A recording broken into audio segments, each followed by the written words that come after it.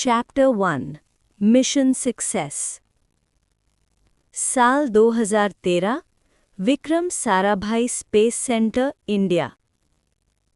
Chief, हम ready हैं sir. Ram की आवाज़ जैसे ही कंट्रोल रूम में गूंजी, पूरा हॉल अचानक शांत हो गया। हर नज़र स्क्रीन्स पर जम चुकी थी। इंडिया का PSLV मार्क 3 अपना काम कर चुका था। मार्स की ऑर्बिट सक्सेसफुली अचीव हो चुकी थी। हॉल के बीचों बीच बैठा था डॉक्टर विजय, एक मजबूत हैंडसम आदमी जिसके चेहरे पर एक स्कॉलर की शांति और आंखों में साइंटिस्ट की आग थी। उसकी पर्सनालिटी उसकी अपीयरेंस से बिल्कुल उलट थी और शायद इसी कॉन्ट्रास्ट ने उसे और भी ज्यादा करिश्मेटिक बना दिया था। ये दिन विजय ने अपनी पूरी जिंदगी वेट किया था। हाई स्कूल के बाद उसने HAL एरोनॉटिक्स ज्वाइन किया था। दिन में जॉब, रात को सेल्फ स्टडी। उसका सपना सिंपल था पर भारी। इंडिया को स्पेस रेस के टॉप 5 देशों में लाना, अंडरडॉग का टैग हमेशा के लिए मिटा देना। इसरो में रिसर्चर से शुरू करके अपनी मेहनत और डेडिकेशन के दम पर आज वो मार्स मिशन का चीफ इंजीनियर बन चुका था। विजय के बगल में बैठा था एक स्लिम एथलेटिक आदमी, 30 के आसपास उम्र, मिलिट्री यूनिफॉर्म में। उसका शार्प फेस और स्ट्रीमलाइंड बॉडी देखकर लगता था जैसे कोई F1 कार इंसान का रूप ले चुकी हो। ये था विक्रम। विजय, विक्रम ने धीरे से पूछा, फर्स्ट ट्राई में लैंड हो जाएगा ना? विजय ने कुछ सेकंड्स के लिए चुप रहकर स्क्रीन को देखा, फिर आंखों में डिटर्मिनेशन भर के सिर्फ एक बार नॉड किया।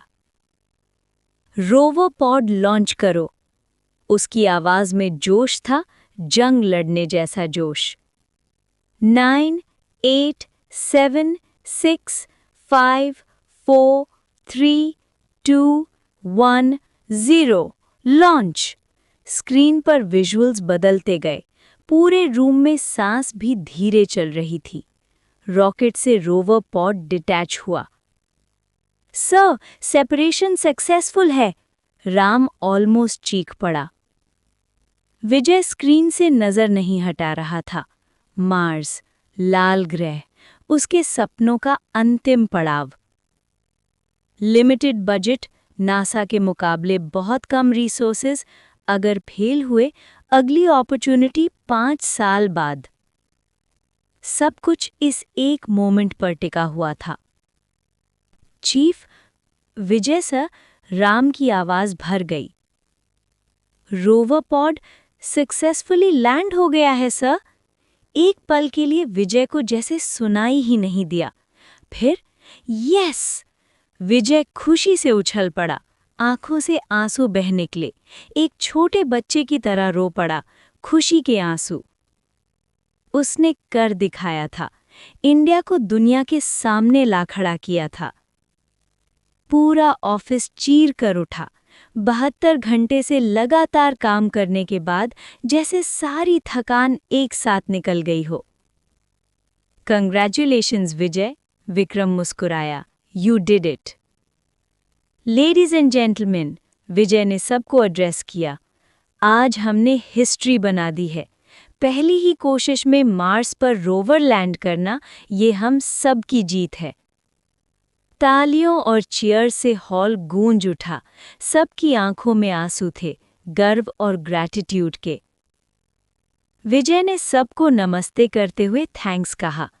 सेलिब्रेशन का टाइम है, उसने हंसी के साथ कहा।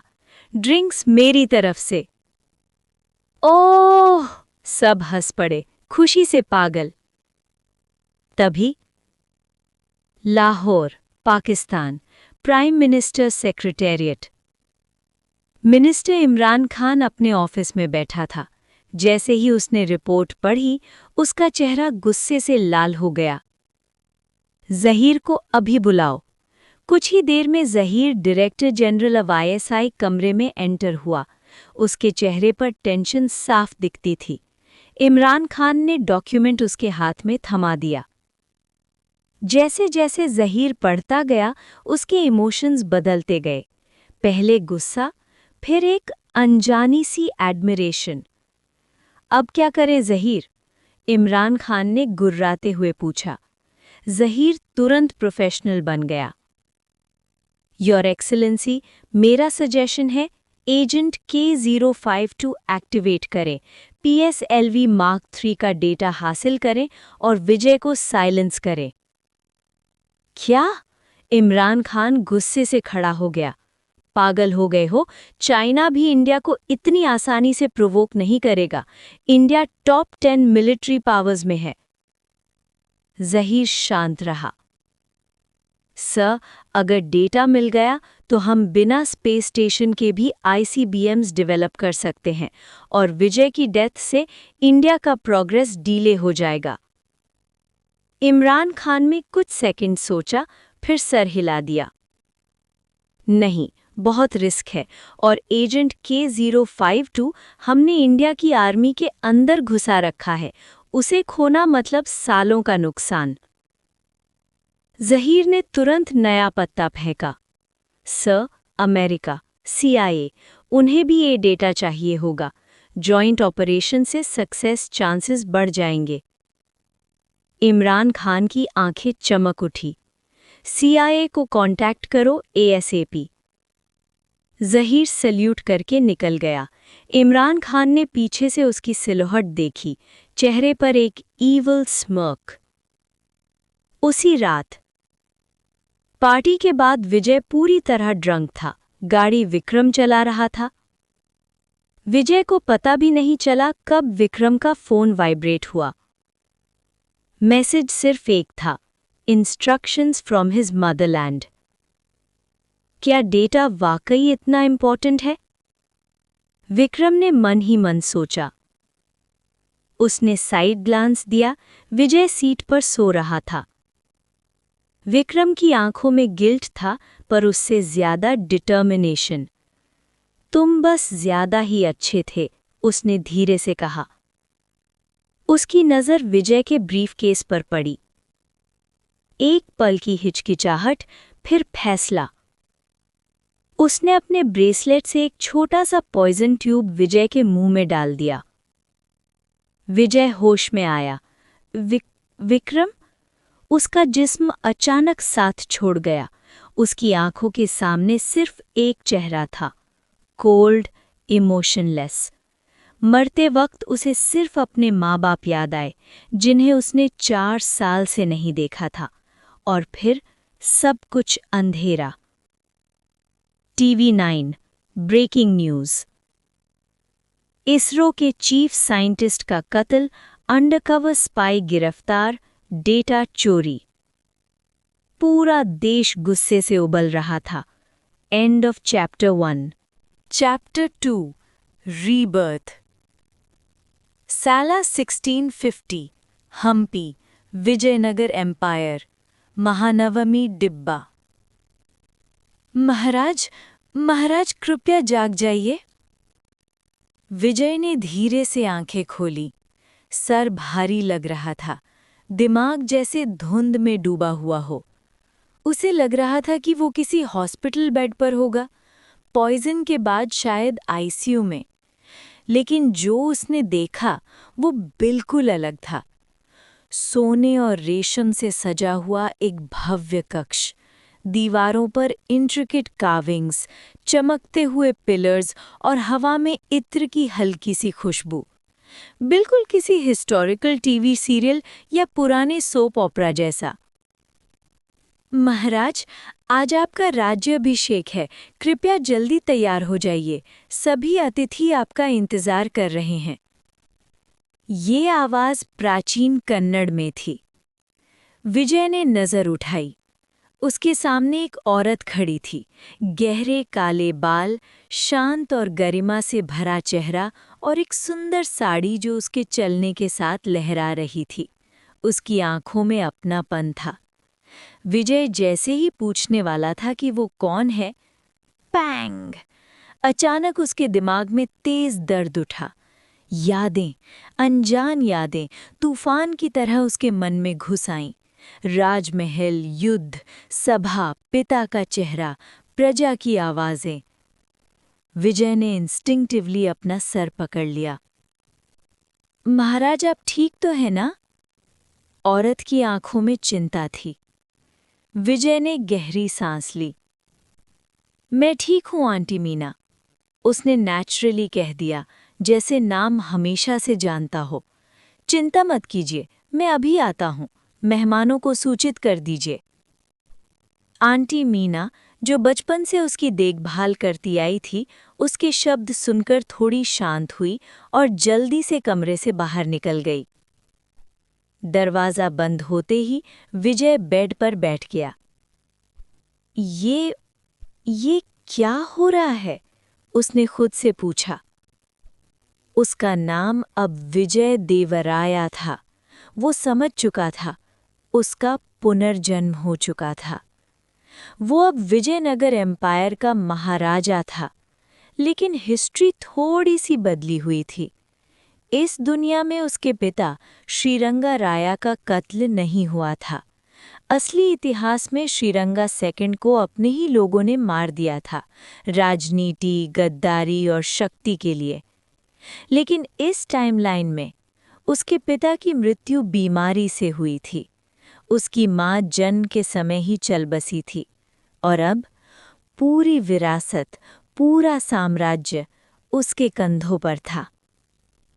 अजीब बात ये थी कि विजय को ये सब बिल्कुल अनजान नहीं लग रहा था। इसरो का चीफ साइंटिस्ट होने के बाद जिम्मेदारी और प्रेशर उसके लिए नए नहीं थे।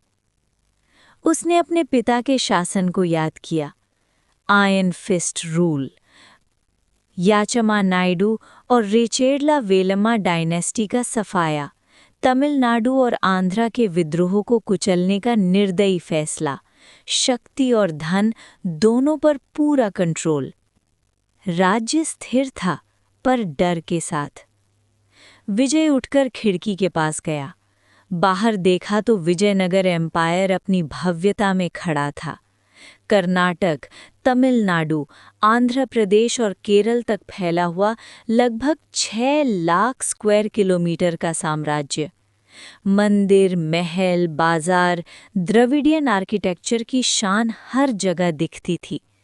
ये सिर्फ एक एम्पायर नहीं था, ये संस्कृति, कला और व्यापार का केंद्र था। जमीन उपजाऊ थी, व्यापार के रास्ते मजबूत थे। लेकिन विजय के दिमाग में एक ही शब्द घूम रहा था, डच। उसके पिता ने उन्हें सिर्फ व्यापारी समझा था, पर विजय जानता था, फ्यूचर का ज्ञान उसके साथ था। डच ईस्ट इंडिया कंपनी, समुद्री शक्ति, लालच और धूर्त व्यापार नीति। आज व्यापारी, कल शासक। और सिर्फ डच ही नहीं, ब्रिटिश, पुर्तगाली, स्पेनिश और धर्म के नाम पर राज्य हड़पने वाले इस्लामिक शासक, सबकी नज़र भारत पर थी। ये सोचकर विजय का खून खौलने लगा। 21वीं सेंचुरी का आदमी होने के नाते उसे पता था कि आने वाले 100 सालों में इस धरती ने कितना खून देखा होगा। मंदिरों का विनाश, संस्कृति का नष्ट और लोगों का दास बनना। विजय ने मुट्ठी कस ली। इस जन्म में मैं इतिहास बदल दूंगा। उसकी आंखों में आग थी। मैं इस साम्राज्य को दुनिया का सबसे शक्तिशाली एम्पायर बनाऊंगा, चाहे उसके लिए खून ही क्यों ना बहाना पड़े। राज्याभिषेक का समय आ रहा था। विजय देवराया ने गहरी सांस ली। रास्ता कठिन था, दुश्मन अनेक थे, पर वो तैयार था। विजयनगर एम्पायर का भविष्य अब उसके हाथों में था। End of chapter 2। Chapter 3, coronation और ability awakening. Vijayanagara empire, Hampi. Vijayanagara empire के इतिहास में आज का दिन बहुत ही विशेष था। हम्पी का पूरा शहर सज चुका था। दूर दूर से लोग अपने नए राजा को देखने आए थे। महल के सामने बना विशाल मंच रंग बिरंगे फूलों, रेशम के कपड़ों और सुनहरे झंडों से सजाया गया था।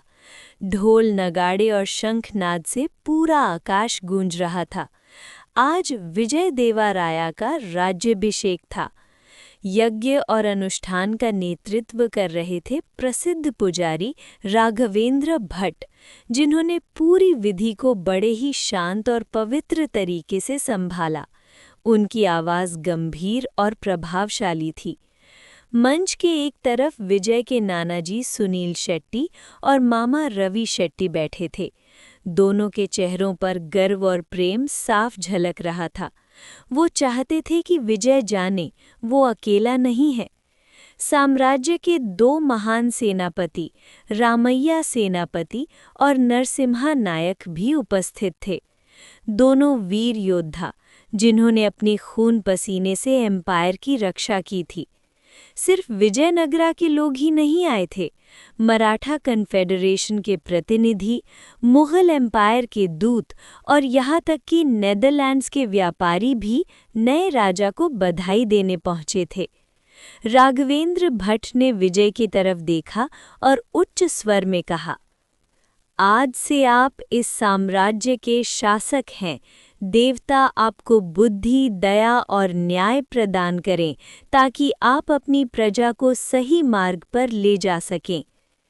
विजय ने गहरी सांस ली। उसका मन शांत था, लेकिन अंदर एक लहर सी चल रही थी। उसने सिर झुकाकर प्रतिज्ञा ली, मैं न्याय और धर्म के साथ शासन करूंगा, अपनी प्रजा की रक्षा करूंगा और इस साम्राज्य को और भी शक्तिशाली बनाऊंगा। मंत्रों के बीच पुजारी ने उसके सिर पर मुकुट रखा। महाराजा विजयदेवराया की जय! पूरा मंच तालियों, नादों और जश्न के शोर से गूंज उठा। ढोल जोर जोर से बजने लगे। हर चेहरा खुशी से चमक रहा था। विजय आगे बढ़ा और उसने अपनी प्रजा को संबोधित किया। उसने उनका धन्यवाद किया और वादा किया कि वो हमेशा साम्राज्य के हित को अपना पहला कर्तव्य रखेगा। उस दिन विजयनगरा एम्पायर में एक नए युग की शुरुआत हुई। Hidden ability. राज्याभिषेक के कुछ दिन बाद विजय को अजीब लगने लगा। तेज सिर दर्द, चक्कर, कभी-कभी आंखों के सामने अंधेरा। एक दिन अचानक उसकी आंख खुली तो उसने आंटी मीना को पास बैठा देखा। उसके चेहरे पर गहरी चिंता थी। महाराज, आप ठीक तो है ना? उसने घबरा कर पूछा।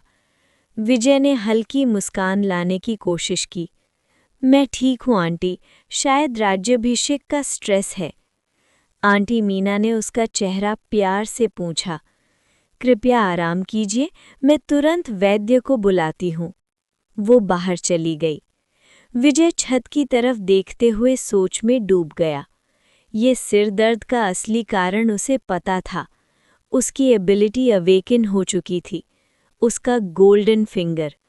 अब उसके पास अपनी पिछली जिंदगी का पूरा टेक्नोलॉजिकल ज्ञान था और सिर्फ यादें ही नहीं बल्कि लोगों को इंस्पायर करने की शक्ति भी थी। बिना सब कुछ एक्सप्लेन किए वो आइडियाज़ और इनोवेशन सीड कर सकता था। पर इस शक्ति की एक कीमत थी। उसकी एनर्जी बहुत तेज़ी से ड्रेन होती थी। भूख अब हद से ज़्यादा लगने वाली थी। उसे आम इंसान से कई गुना ज़्यादा खाना पड़ेगा। तभी दरवाज़ा खुला। वैद्य ने उसकी जांच की और थोड़ी देर बाद गंभीर स्वर में बोला, महाराज, आपको मधुमेह है। अगर आप अच्छी तरह भोजन ना करें तो ये जानलेवा हो सकता है। आंटी मीना का चेहरा और भी ज़्यादा पीला पड़ गया। विजय ने तुरंत कहा, चिंता मत कीजिए आंटी, मैं संभाल लूँगा। आंटी मीना की आंखों में आंसू आ गए। कृपया अपना ध्यान रखिए, आप राया वंश के आखिरी वारिस हैं। आपको कुछ हुआ तो राज्य अराजकता में डूब जाएगा। विजय का मन भर आया। प्लीज़ आंटी, मुझे महाराज मत कहा करो, बस विजय बुलाया करो, जैसे हमेशा बुलाती आई हो। आंटी मीना ने सिर झुका लिया। माफ़ कीजिए, पर आप अब राज्य के राजा हैं, मर्यादा ज़रूरी है। विजय ने थक कर सांस छोड़ी। उसे समझ आ गया, ये बदलने वाला नहीं है। राजा का काम शुरू। कुछ दिन बाद जब विजय पूरी तरह ठीक हो गया तो वो अपने कार्यालय की तरफ निकला। महाराज की जय हो! बटलर रविचंद्र ने गहरा प्रणाम किया। अंकल रवि, प्लीज फॉर्मेलिटीज रहने दो, विजय ने कहा। लेकिन रवि बिल्कुल सीधे खड़े रहे। अब आप इस साम्राज्य के राजा हैं महाराज, आदर अनिवार्य है। विजय ने हार मान ली। अच्छा, मुझे राज्य और प्रजा की पूरी जानकारी चाहिए। रवि ने तुरंत लेजर और सेंसस बुक्स मंगवा ली। विजयनगरा एम्पायर, तथ्य, लैंड एरिया लगभग 7 लाख स्क्वायर किलोमीटर, जिसमें कोस्टल प्लेन से लेकर पहाड़ी इलाके तक शामिल हैं। एग्रीकल्चर, 60% जमीन खेती के योग्य। गोदावरी, कृष्णा और कावेरी नदियों के किनारे समृद्ध खेती, चावल, मिलेट्स, दालें, मसाले, गन्ना और कपास। मिनरल रिसोर्सेज, आयरन और manganese, bauxite, limestone, granite. Industrial future के लिए परफेक्ट। पॉपुलेशन, लगभग 4 करोड़ लोग, अनेक भाषा, जाति और संस्कृतियां सम्मिलित। रिलीजन, 80% हिंदू, 15% मुस्लिम, 5% अन्य धर्म सम्मिलित। फिस्कल रेवेन्यू, कृषि और कर व्यवस्था से 20 मिलियन वराह, लगभग 100 टन सोना सालाना आय। विजय ने किताबें बंद की, उसकी आंखों में चमक थी। ये साम्राज्य सिर्फ जिंदा नहीं रहेगा, ये दुनिया पर राज करेगा। End of Chapter 3. Chapter 4. Formation of the Imperial Council 1. Vijayanagara empire एक विशाल साम्राज्य था। 40 मिलियन से ज़्यादा आबादी और लगभग 6 लाख स्क्वायर किलोमीटर का इलाका। लेकिन इतनी बड़ी ताकत होने के बावजूद साम्राज्य की असली हालत उतनी मजबूत नहीं थी जितनी दिखाई देती थी। सबसे बड़ी प्रॉब्लम थी लोगों का जीवन स्तर। आम प्रजा गरीबी, बीमारी और अनपढ़पन से जूझ रही थी। इस वजह से साम्राज्य के पास न तो काफ़ी स्किल्ड लोग थे और न ही ऐसे प्रतिभाशाली व्यक्ति जो इस ज़मीन के भरे पूरे रिसोर्सेज का सही इस्तेमाल कर सके। नतीजा ये हुआ कि विजयनगरा यूरोप और पश्चिमी दुनिया के मुकाबले तकनीकी और आर्थिक रूप से काफ़ी पीछे रह गया था, अभी भी जैसे यूरोपियन मिडिल एजेस में अटका हुआ हो। ये सब सोचकर विजय के कंधों पर जिम्मेदारी का बोझ और भारी होता जा रहा था। इंपीरियल काउंसिल का विचार। अंकल रवि, विजय ने शांत लेकिन पक्के स्वर में कहा, मुझे उन लोगों की लिस्ट चाहिए जो राया परिवार के वफादार रहे हों, अपने अपने क्षेत्रों में कुछ खास हासिल किया हो और जिनके पास अनुभव हो। अभी ले आता हूँ महाराज, रविचंद्रन ने सिर झुकाते हुए कहा। विजय ने फैसला कर लिया था, अगर उसे साम्राज्य बदलना है तो उसे अकेला राजा नहीं, एक मजबूत टीम चाहिए थी। इसी सोच से उसने इंपीरियल काउंसिल बनाने का निर्णय लिया, एक ऐसी सभा जो राज्य के हर महत्वपूर्ण फैसले में उसका साथ देगी और जिम्मेदारी बांटेगी। हिस्ट्री में imperial legislative council British India में बना था, जहां बहस और कानून बनाए जाते थे। लेकिन विजय का मॉडल बिल्कुल अलग था। उसका विजन साफ था, काउंसिल होगी लेकिन अंतिम अधिकार राजा के पास होगा। अपॉइंटमेंट्स और इम्पीचमेंट्स पर absolute veto power. Decisions fast होने चाहिए, विजय ने खुद से कहा, पार्चमेंट्स पर लिखते हुए। काउंसिल के विभाग कुछ इस प्रकार होने वाले थे: livelihood, internal security, military, finance, religious and cultural, judicial. थोड़ी देर बाद रविचंद्रन वापस आया, हाथ में नामों की लिस्ट। विजय ने ध्यान से देखा, कुछ नाम अंडरलाइन किए, कुछ पर सिर्फ एक निशान लगाया। इंटरेस्टिंग, उसने धीरे से कहा।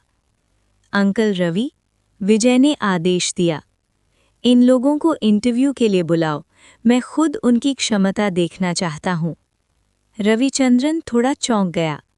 राज्याभिषेक के बाद से महाराज बिल्कुल बदले हुए लग रहे थे, ज्यादा गंभीर, ज्यादा पक्के, जैसे कोई अनुभव प्राप्त व्यक्ति हो। अंकल रवि, विजय ने आवाज दी। जी, जी महाराज, रविचंद्रन तुरंत बोला। विजय बस मुस्कुराया। उसे क्या पता था कि रविचंद्रन के मन में चल रही बातें अगर वो सुन लेता तो शायद उसकी नींद उड़ जाती। Interviews begin. Livelihood department. पहला इंटरव्यू था विनय का, एक अनुभवी आयुर्वेदिक वैद्य, और लोकेश का, एक प्रख्यात फिजिशियन के साथ। विनय, विजय ने पूछा, प्रजा के जीवन और सेहत को कैसे सुधारा जा सकता है? विनय ने शांत स्वर में कहा, महाराज, सही शिक्षा और जागरूकता से हम लोगों को बेहतर जीवन शैली सिखा सकते हैं। नियमित व्यायाम और आयुर्वेदिक ज्ञान से सेहत सुधरेगी।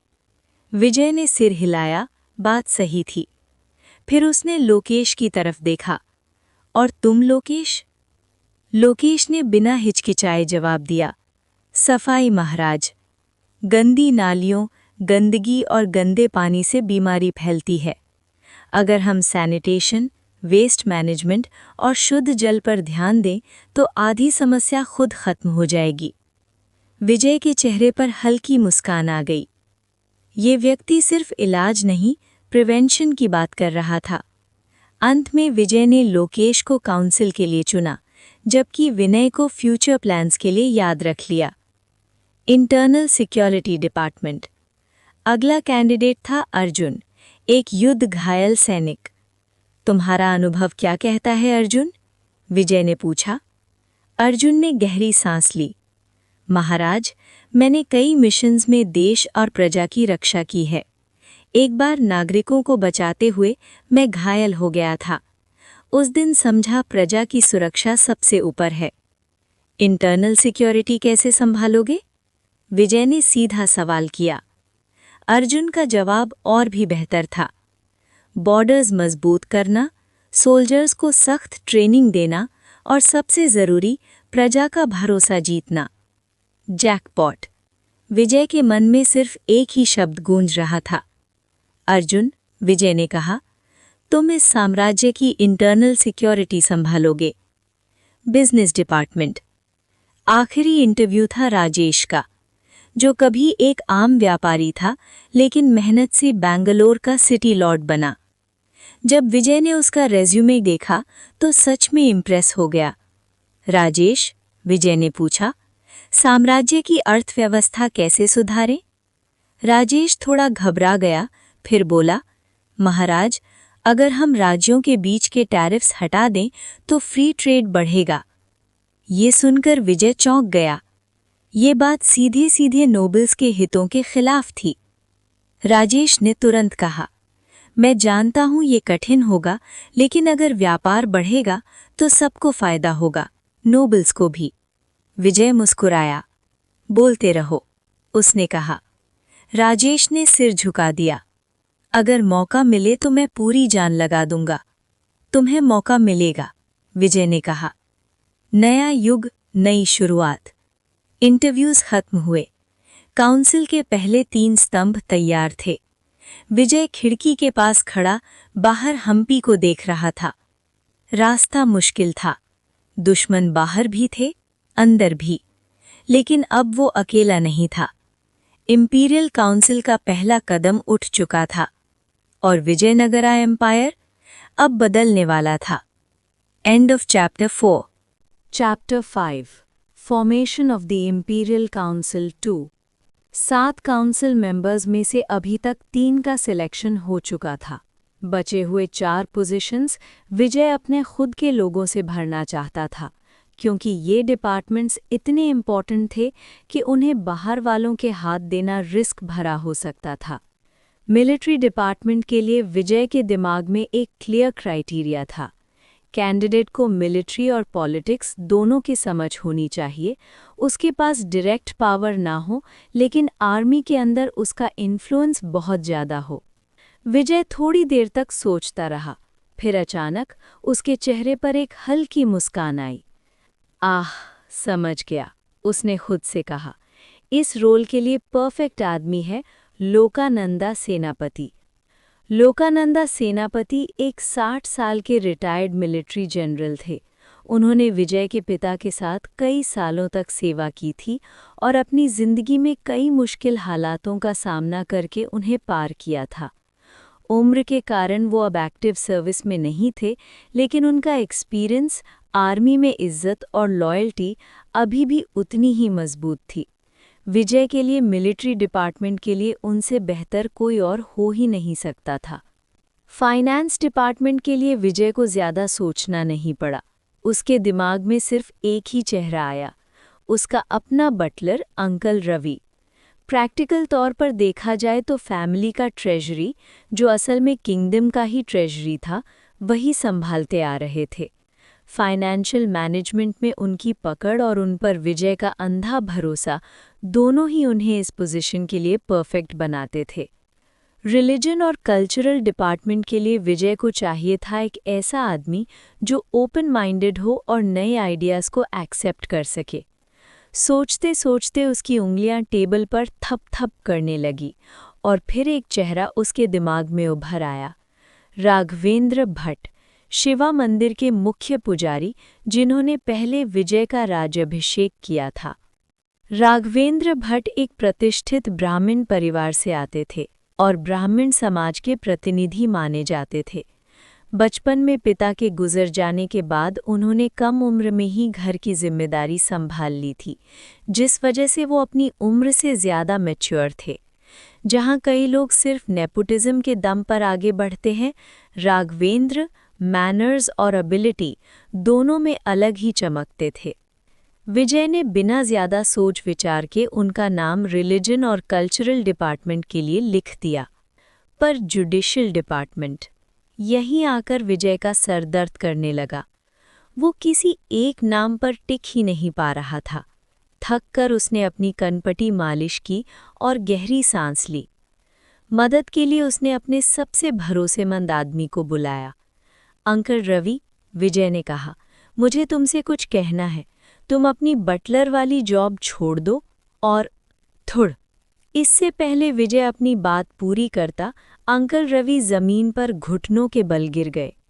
योर मैजेस्टी, सौब, मुझे माफ़ कर दीजिए। सौब, अगर मुझसे कोई गुनाह हो गया हो, मुझे छोड़कर मत जाइए, वो बिलखते हुए बोले।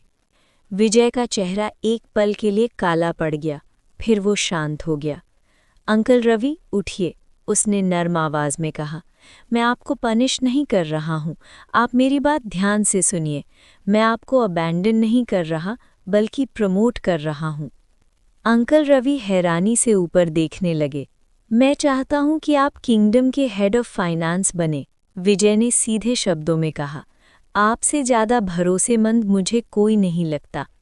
फिर हल्का सा मुस्कुराकर बोला, आपको बटलर बनाकर रखना ऐसा है जैसे कैवलरी चार्ज से सुअर को मारना, बिल्कुल ओवरकिल। अंकल रवि की आंखें भर आईं। फाइनेंस जैसे इम्पॉर्टेंट डिपार्टमेंट की जिम्मेदारी मिलना किसी सम्मान से कम नहीं था, पर उनके मन में एक चिंता उतरी। योर हाइनेस, अगर मैं फाइनेंस संभालूंगा तो आपका ख्याल कौन रखेगा? विजय हंस पड़ा। चिंता मत कीजिए अंकल, अब फैमिली में मैं अकेला ही बचा हूँ, और वैसे भी मुझे पूरा भरोसा है कि आप किंगडम के पैसे संभाल लेंगे। अंकल रवि ने सिर झुकाकर हाँ में हाँ मिलाई। साथ ही विजय ने आगे कहा, लोकानंदा सेनापति को उनकी अपॉइंटमेंट की खबर दे दीजिएगा और राघवेंद्र भट्ट को भी बुलवाइए। अपॉइंटमेंट ऑर्डर्स लेते हुए अंकल रवि बोले, जैसा आदेश योर हाइनेस। क्या और कुछ? विजय ने जुडिशियल डिपार्टमेंट का इशू उनके सामने रखा। कुछ देर सोचने के बाद अंकल रवि के चेहरे पर रोशनी आ गई। योर हाइनेस, मुझे एक आदमी याद आया है, बिल्कुल आपके क्राइटेरिया जैसा। विजय भी एक्साइटेड हो गया। तो इंतज़ार किस बात का, अभी ले आइए। कुछ घंटों बाद अंकल रवि एक मध्यम उम्र के आदमी के साथ लौटे, जो थोड़ा थका हारा सा लग रहा था। ये, विजय ने पूछा उलझन में। अंकल रवि ने समझाया, ये भुवन है। वेल्लोर टाउन में पहले केसेस जज करता था, लेकिन अपनी सख्त और अनकॉम्प्रोमाइजिंग नेचर की वजह से कई नोबल लोगों को नाराज कर बैठा और पोजीशन से निकाल दिया गया। विजय की आंखों में रुचि जग उठी। भुवन, उसने पूछा, अगर कोई नोबल क्राइम करे तो तुम क्या करोगे? भुवन ने बिना हिचकिचाहट जवाब दिया, ड्यू प्रोसेस फॉलो करूंगा योर हाइनेस। रैंक से ऊपर सिर्फ न्याय होता है। और अगर तुम्हारा अपना परिवार गलत हो? विजय ने और गहरा सवाल पूछा। भुवन ने सीधे आंखों में देखकर कहा, तब भी न्याय ही मेरा धर्म होगा। विजय ने तुरंत फैसला कर लिया। फिलहाल तुम्हें टेम्पररी काउंसिल मेंबर अपॉइंट किया जाता है। अब देखते हैं तुम अपने शब्दों पर खरे उतरते हो या नहीं। क्वालिफिकेशंस कम थीं, भरोसा पूरा नहीं, लेकिन इस युग में ऐसे प्रिंसिपल्स रखना ही सबसे बड़ी क्वालिफिकेशन थी। विजय को यकीन था कि अपने गोल्डन फिंगर के साथ वो भुवन को अपनी छोटी सी स्टार्टअप टीम का स्ट्रॉन्ग पिलर बना सकता है। बस लॉयल्टी प्रूव होनी चाहिए। अंकल रवि, विजय ने आखिरी आदेश दिया, सभी काउंसिल मेंबर्स को बता दीजिए कल मीटिंग है और मैं किसी भी तरह की देरी बर्दाश्त नहीं करूंगा। And of chapter 5। Chapter 6 formation of the imperial council 3। एक विशाल बरगद के पेड़ के नीचे झील के किनारे एक बुजुर्ग आदमी शांति से मछली पकड़ने में लगा हुआ था। सफ़ेद झाड़ीदार दाढ़ी, धूप से जला चेहरा और मजबूत शरीर, ये थे लोकानंदा सेनापति। उम्र लगभग 60 के करीब थी, लेकिन उनकी पोस्चर और आंखों की तेज अभी भी एक एक्सपीरियंस्ड योद्धा की तरह थी। सेनापति उनका सिर्फ सरनेम नहीं था, बल्कि विजयनगर एम्पायर की सेना के पूर्व सुप्रीम कमांडर होने का प्रमाण था। आज वो रिटायरमेंट की जिंदगी जी रहे थे और मछली पकड़ने जैसे सादे कामों में सुख ढूंढ रहे थे। जैसे ही मछली ने कांटा खींचा, उनके चेहरे पर हल्की सी मुस्कान आई। तभी धड़ धड़ धड़ एक सेवक भागते हुए आया, घास को पैरों तले कुचलते हुए। झटके से मछली छूट गई। सेनापति की आंखें सिकुड़ गईं और उन्होंने सेवक को ऐसी नज़र से देखा कि वो वहीं ठिठक गया। बिल्कुल पकड़ने ही वाला था, सेनापति ने गुर्राते हुए कहा। मालिक, राजधानी से राजादेश आया है। सेवक ने कांपते हाथ से 5 मिनट आगे बढ़ाया। जैसे ही सेनापति की नज़र उस पर लगी और उन्होंने राजमुद्रा देखी, उनका गुस्सा तुरंत शांत हो गया। उन्होंने आराम से 5 मिनट खोला और पढ़ना शुरू किया। क्या बात है, वो मुस्कुराए। लगता है मेरी पुरानी हड्डियां अभी भी एम्पायर के काम आ रही हैं। Next, heading on to POV Raghavendra Bhatt. Shiva मंदिर के गर्भगृह में राघवेंद्र भट्ट गहरी ध्यान समाधि में बैठे थे। आंखें बंद, सांस शांत, पूरा मंदिर एक दिव्य शक्ति से भरा हुआ लग रहा था। रंग बिरंगी रेशम की साज सज्जा और पत्थर की बारीक नक्काशी मंदिर को और भी पवित्र बना रही थी। तभी एक सहायक धीरे से आया। गुरुदेव। राघवेंद्र भट्ट की आंखें खुली। वो डांटने ही वाले थे कि उनकी नज़र सहायक के हाथ में पकड़े 5 मिनट पर पड़ी, जिसमें राज परिवार की मुद्रा लगी थी। पूज्य, महाराज का आदेश है, सहायक ने विनम्रता से कहा। भट्ट ने 5 मिनट लिया और ध्यान से पढ़ना शुरू किया। आदेश धर्म और सांस्कृतिक विभाग से जुड़ा था, एक नया और अनोखा विषय। मतलब समझने के लिए उन्होंने तय किया कि स्वयं विजय से बात करनी होगी। Royal palace, Hampi.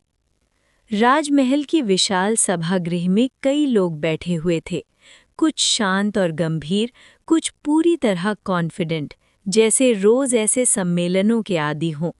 ये सब थे नए इंपीरियल काउंसिल के सदस्य जो विजय के बुलावे पर यहाँ इकट्ठा हुए थे। अचानक दरवाजे जोर से खुले। शानदार अंदाज में विजय देवाराय, विजयनगर एम्पायर के महाराज सभा में प्रवेश हुए। सभी तुरंत खड़े हो गए। Long live your majesty, long live Vijayanagara. नारे पूरे सभागृह में गूंज उठे। विजय ने हाथ उठाकर सबको बैठने का संकेत दिया। उनकी नज़र एक एक काउंसिल मेंबर पर पड़ी। उनकी आवाज़ शांत थी लेकिन भारी। आज हम यहाँ इंपीरियल काउंसिल की स्थापना के लिए इकट्ठा हुए हैं। विजय बोले, ये काउंसिल हमारे साम्राज्य का स्तंभ होगी जो मुझे नीतियाँ बनाने और लागू करने में मदद करेगी। सब सदस्य ध्यान से सुन रहे थे। गर्व और दबाव दोनों साथ साथ महसूस हो रहे थे। तुम सब अपने अपने क्षेत्रों में मेरे प्रतिनिधि होगे, विजय ने कहा। तुम पर विश्वास रखा जा रहा है। फिर उनकी आवाज़ थोड़ी सख्त हो गई। लेकिन याद रहे, तुम प्रतिनिधि हो, शासक नहीं। अंतिम शक्ति मेरे पास ही रहेगी। ज़रूरत पड़ने पर मैं किसी को भी हटा सकता हूँ। सभा में सन्नाटा छा गया। मैसेज बिल्कुल क्लियर था। अब काउंसिल की रचना की जाती है, विजय ने आगे कहा। Livelihood, internal security, military, finance, religious and cultural, judicial, business और भविष्य में और भी विभाग। फिर परिचय शुरू हुआ। लोकानंदा सेनापति, हेड ऑफ मिलिट्री अफेयर्स। युद्धों के अनुभवी वेटरन शांत मुस्कान के साथ सबको नमस्कार किया। Raghavendra Bhatt, head of religious and cultural department. Bhatt ने शांत भाव से हाथ जोड़कर नमस्ते कहा। Lokesh, livelihood department. ज्ञान और अनुभव से भरे लोकेश ने सभी को नॉड किया। Arjun, internal security department. Arjun सीधे खड़े हुए, सैनिक जैसी डिसिप्लिन के साथ। Rajesh, business department. राजेश के चेहरे पर उत्साह भरी मुस्कान थी। Ravi, finance department. पूर्व बटलर, अब खजाने का रक्षक। रवि गर्व से खड़े हुए। और अंत में Bhuvan, head of the judicial department. इस तरह विजयनगर एम्पायर का इंपीरियल काउंसिल पूरी तरह से स्थापित हो चुका था। End of chapter 6। Chapter 7, royal tour. Imperial council बने कुछ दिन हो चुके थे। अब जब विजय ने विजयनगरा के छोटे मोटे कामों से अपने हाथ काफ़ी हद तक आज़ाद कर लिए थे, उसने एक बड़ा फैसला लिया। रिफॉर्म्स शुरू करने से पहले वो पूरे एम्पायर का दौरा खुद करना चाहता था। किताबी ज्ञान उसके पास बहुत था, लेकिन ग्राउंड रियलिटी का अनुभव वो अभी भी ज़ीरो था। विनोद, टूर के लिए जो भी ज़रूरी है सब तैयार करो। मैं विजयनगरा का दौरा करने जा रहा हूँ, विजय ने हुक्म दिया। जैसा आप आदेश दे महाराज, जवाब आया। बोलने वाला था विनोद। काले बाल, काली आंखें और एक शांत लेकिन लॉयल चेहरा। 30 साल का विनोद एक अनाथ था जिसे बचपन से राज परिवार ने पाला था। वो अंकल रवि का शिष्य था और अब उन्हीं की जगह विजय का पर्सनल बटलर बन चुका था। लॉयल्टी पर कोई सवाल ही नहीं था। सुबह सुबह विजय अपने घोड़े से खींचने वाली शाही गाड़ी में निकला। साथ में कुछ विश्वास पात्र सलाहकार और सुरक्षा रक्षक थे। हम्पी की भीड़ भाड़ वाली गलियों से गुजरते हुए लोग अपने राजा को देखकर हैरान रह गए। कहीं श्रद्धा, कहीं उत्सुकता, तो कहीं खामोश उम्मीद। सफ़र उसे अलग अलग शहरों और गांवों में ले गया। पहले गांव में जैसे ही विजय पहुंचा, लोग डरे हुए चेहरों और जोड़े हुए हाथों के साथ सामने आए। उसने खेतों में काम कर रहे किसानों से बात की। पानी की कमी और ज़मींदारों के अत्यधिक कर, हर बात में उनका दर्द छुपा हुआ था। यहीं विजय को एक भयानक सच पता चला। गरीब किसानों से लिया गया ज़्यादातर टैक्स राज्य के पास जाता ही नहीं था, वो सीधा लोकल लैंडलॉर्ड्स के हाथ में चला जाता था। हाँ, उसके पिता ने ज़्यादातर टैक्सेशन राइट्स वापस ले लिए थे, लेकिन वो सिर्फ लैंड टैक्स तक सीमित था। आज भी किसान अपनी फसल का 60-70% अपने ज़मींदार को देने पर मजबूर थे। अपने लिए मुश्किल से 2 वक्त का खाना बचता था। विजय का गुस्सा उबल पड़ा। उसने अपनी मुट्ठी इतनी जोर से भींची कि हाथ पर निशान पड़ गया। इस नाइंसाफ़ी को मैं जड़ से मिटा दूंगा। लेकिन तुरंत ही उसने खुद को रोका। अभी वक्त नहीं है, उसने मन ही मन कहा। बाहरी तौर पर उसने मुस्कुराते हुए किसानों को भरोसा दिया कि वो उनकी समस्या का हल जरूर निकालेगा। सफ़र आगे बढ़ता गया और विजय अपने लोगों और उनकी परंपराओं को और गहराई से समझने लगा। तब उसे एक और भयानक सच का एहसास हुआ, जाति प्रथा। किताबों में पढ़ी थी, लेकिन अब उसकी असलियत सामने थी।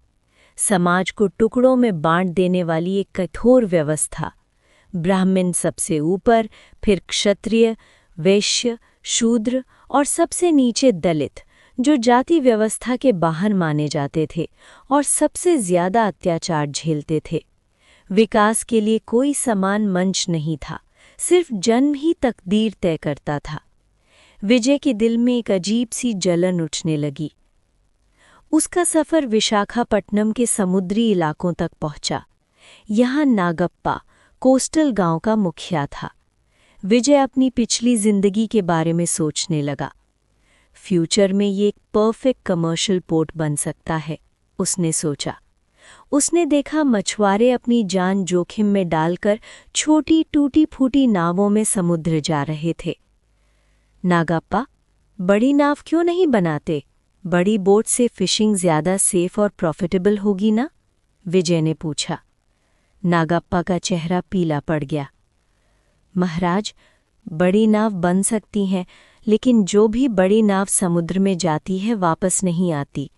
हम मानते हैं कि बड़ी नावों पर श्राप है, वो कांपते हुए बोला। विजय ने भौं से कोड़ी। 21वीं सदी का आदमी सुपरस्टिशन में विश्वास करे, ये मुमकिन ही नहीं था। लेकिन उसके दिमाग में एक हिंट चमकी। ठीक है, मैं लॉर्ड वरुणा के लिए एक विशाल पूजा का आयोजन करवाऊंगा, उसने शांत स्वर में कहा, ताकि आम लोग घबराएं नहीं। नागप्पा ने चैन की सांस ली। सफ़र आगे बढ़ता गया और विजय अपने लोगों और उनकी परंपराओं को और गहराई से समझने लगा। तब उसे एक और भयानक सच का एहसास हुआ। एक पुराना रिश्ता, अपनी पिछली जिंदगी में यहीं पढ़ाई की थी। शहर की यादें उसे नॉस्टैल्जिया से भर गईं। बिना चाहे भी उसका मन बेंगलुरु को भविष्य की राजधानी बनाने की तरफ झुकने लगा। समुद्र से दूर और प्राकृतिक संसाधनों में कमी के बावजूद इस शहर की स्ट्रेटेजिक पोजीशन लाजवाब थी। साउथ इंडिया के सभी बड़े राज्यों से ठीक डिस्टेंस पर, बिल्कुल सेंटर में। पॉलिटिकल कैपिटल के लिए परफेक्ट, उसने सोचा। हम्पी का महत्व उसे पता था, लेकिन मुगल राज्यों के करीब होना फ्यूचर में समस्या बन सकता था। बेंगलुरु उसके हिसाब से ज्यादा सुरक्षित और व्यावहारिक विकल्प था। शहर में उसने व्यापारियों, कारीगरों और ट्रेडर्स से बात की। आर्थिक चंचलता और सांस्कृतिक विविधता साफ दिख रही थी, लेकिन साथ ही अमीर नोबिलिटी और गरीब जनता के बीच का अंतर भी चुभने लगा। सफ़र के दौरान विजय ने कई मंदिरों और धार्मिक स्थलों के दर्शन किए। लोगों की भक्ति ने उसे प्रभावित किया, लेकिन उसकी नज़र से एक चीज़ नहीं छुपी, इस्लामिक और क्रिश्चियन मॉनेस्ट्रीज़ का धीरे धीरे बढ़ता प्रभाव। विजय को दोनों धर्म पसंद नहीं थे, ना नफरत की वजह से, बल्कि इसलिए क्योंकि दोनों एक ही सिक्के के दो पहलू लगते थे। मेरा ही भगवान सही है और बाकी सब बाहर के। हिंदू धर्म इस मामले में अलग था। यहाँ सब अपने थे। एक मुस्लिम सूफी संत साईं बाबा आज भी करोड़ों लोगों के लिए भगवान के समान है। ये सोच इस्लाम और क्रिश्चियनिटी में कभी मुमकिन नहीं थी। यूरोप में नॉर्डिक और ग्रीक देवताओं का सफाया, इंडिजिनस धर्मों का खून, इतिहास खून से भरा हुआ था। मैं इस धरती पर वो दोबारा नहीं होने दूंगा, विजय ने कसम खाई। वो जानता था कि जबरदस्ती धर्म मिटाना मुमकिन नहीं। लोगों की संख्या बहुत ज्यादा थी, इसलिए उसे इंटीग्रेशन का रास्ता ढूंढना होगा, शांतिपूर्ण तरीके से। पूरे सफर के दौरान विजय अपनी प्रजा के साथ जिया। कभी आम लोगों के साथ खाना खाया, कभी जनजातियों के साथ नृत्य किया, कभी आग के पास बैठकर बुजुर्गों की कहानियां सुनी। उसके दिल पर लोगों की जिंदगी की तस्वीरें गहरा निशान छोड़ चुकी थीं। महीनों बाद जब विजय हम्पी लौटा तो वो सिर्फ एक राजा नहीं, वो अपनी प्रजा के दर्द को समझने वाला शासक बन चुका था। और अब वो बदलाव के लिए पूरी तरह से तैयार था। End of chapter 7। Chapter 8 military reform 1। विजय के रॉयल टूर से वापस आए हुए कुछ दिन बीत चुके थे और उसकी पहली प्रायोरिटी बिल्कुल क्लियर थी, मिलिट्री रिफॉर्म। उसके पास एम्पायर को प्रॉस्परस बनाने के कई आइडियाज़ थे, लेकिन वो अच्छे से जानता था कि बिना एक शक्तिशाली सेना के राज्य के हितों की रक्षा मुमकिन नहीं थी। सुबह की हल्की धूप स्टडी रूम में फैल रही थी। विजय अपनी कुर्सी पर बैठा गहरी सोच में डूबा हुआ था।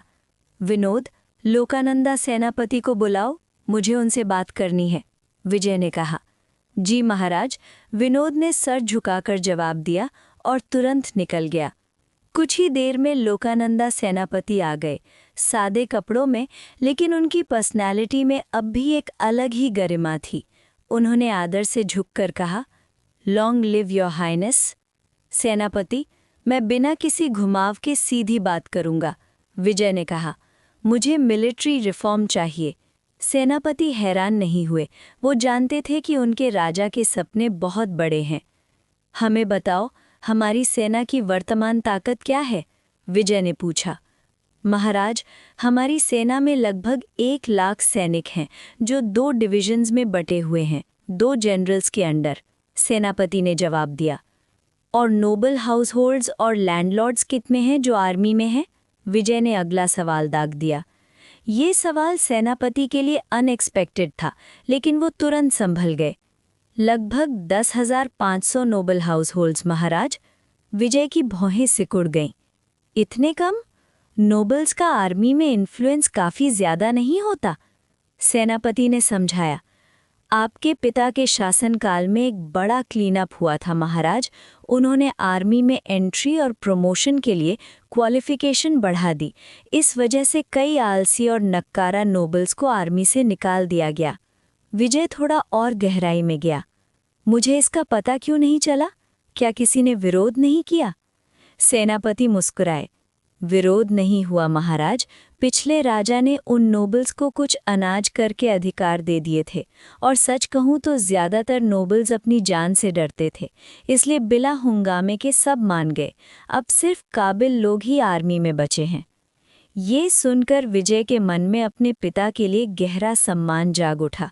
उसने मन ही मन सोचा, कभी कभी लगता है कहीं पिताजी भी मेरी तरह रीबॉर्न तो नहीं। फिर उसने खुद ही इस सोच को झटक दिया। नहीं, अगर ऐसा होता तो अब तक कुछ रेवोल्यूशनरी हो चुका होता। उनके पिता का फोकस सिर्फ एक था, गंदगी साफ करना, ताकि फ्यूचर रिफॉर्म्स आसान हो सके। ठीक है सेनापति, विजय ने कहा। मैं चाहता हूं आप एक नया रिफॉर्म प्लान ड्राफ्ट करें। आर्मी यूनिफॉर्म हो, डिसिप्लिन्ड हो और हाई क्वालिटी सोल्जर्स से भरी हो।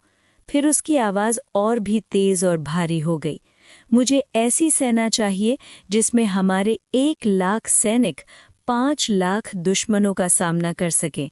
सेनापति की आंखें फैल गई।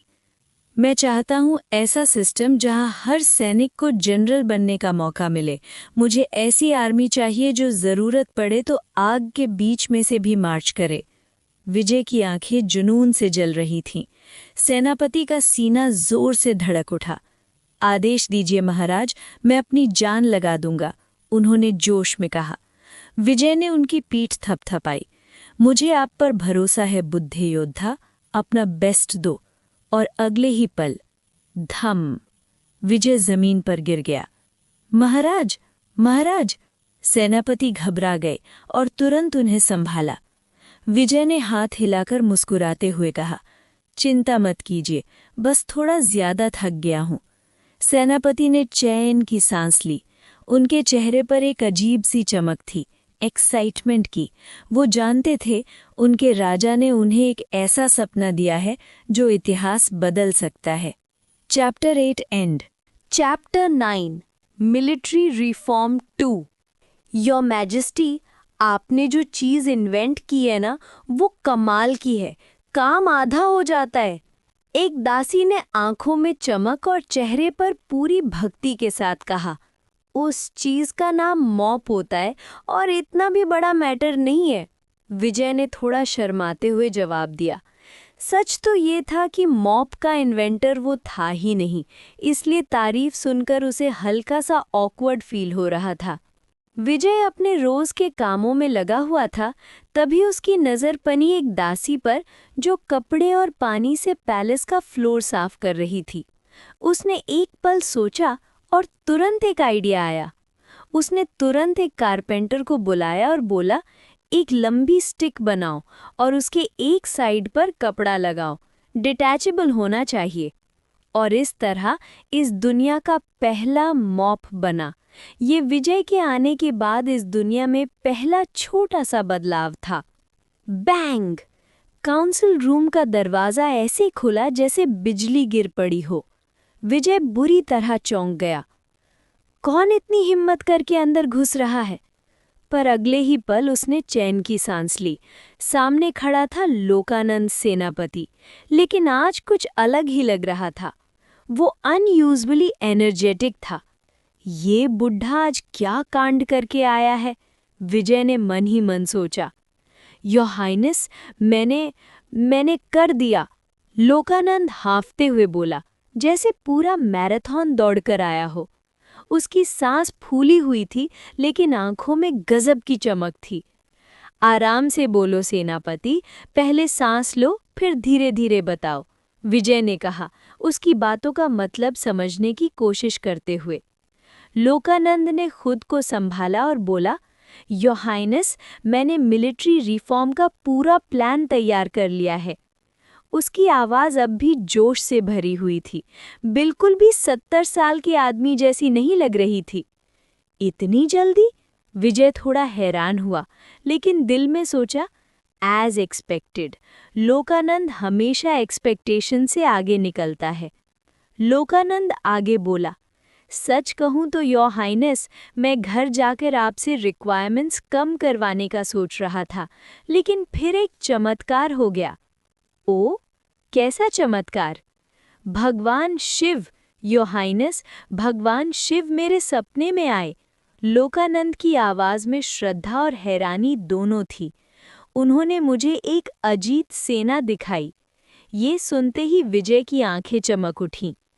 परफेक्ट एक्सक्यूज़, उसने मन ही मन सोचा। लगता है देवता भी हमारे किंगडम के साथ हैं। बाहरी तौर पर उसने बस शांत और रॉयल अंदाज में कहा, लगता है हमारा राज्य देवताओं के आशीर्वाद से सुरक्षित है। मुझे इस अजीत सेना के बारे में डिटेल में बताओ, विजय ने कहा, इस बार सच में क्यूरियस होकर। बस फिर क्या, लोकानंद का मुंह खुल गया जैसे बांध टूट गया हो। वो बोलता चला जा रहा था, बोलता चला जा रहा था, जब तक दोबारा उसकी सांस न फूल गई। हाथ हवा में घूम गए थे, जैसे वो खुद उस सपने की सेना को सामने खड़ा करके दिखा रहा हो। विजय अंदर ही अंदर मुस्कुरा रहा था।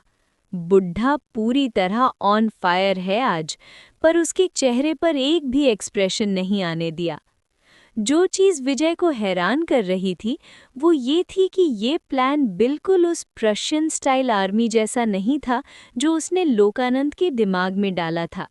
ये ज़्यादा विजयनगरा एम्पायर के टेरेन, कल्चर और हालात के हिसाब से टेलर किया हुआ लग रहा था।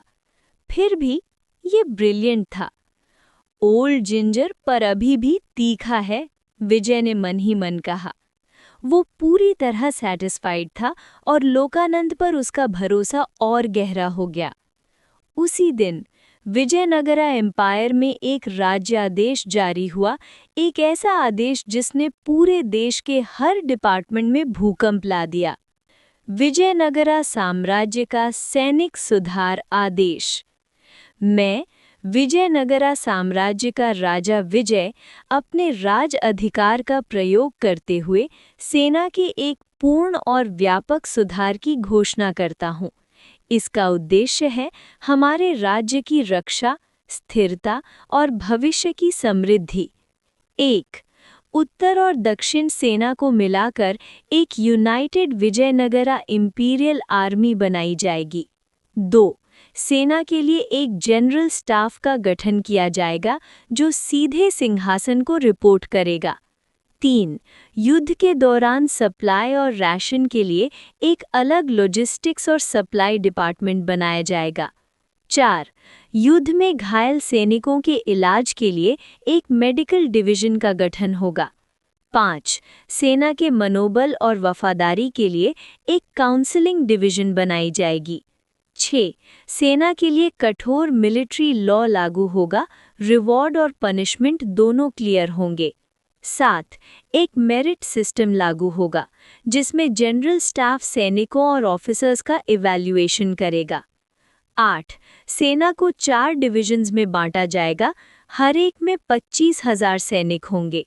इनके नेता को मेजर जनरल कहा जाएगा। 9. हर डिवीजन में 5 ब्रिगेड्स होंगी, 5,000 सैनिक हर ब्रिगेड में। इनके नेता ब्रिगेड जनरल होंगे। 10. हर ब्रिगेड में 5 बटालियंस होंगी, 1,000 सैनिक हर बटालियन में। इनके नेता कर्नल होंगे। 11. हर बटालियन में 5 कंपनियां होंगी, 200 सैनिक हर कंपनी में। इनके नेता मेजर होंगे। 12. हर प्लाटून में 5 प्लाटून्स होंगी, 40 सैनिक हर प्लाटून में। इनके नेता लेफ्टिनेंट होंगे। 13. हर स्क्वाड में 5 स्क्वाड्स होंगी, 8 सैनिक हर स्क्वाड में। इनका नेता स्क्वाड लीडर होगा। Additional organisation.